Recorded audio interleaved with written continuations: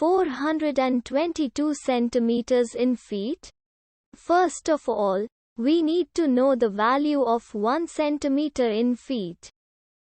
It's always 1 centimeter equals 0.03280839895 feet.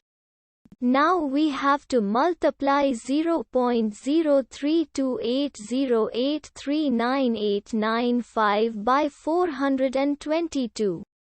Therefore, 422 centimeters times 0.03280839895 feet equals 13.845144356 feet.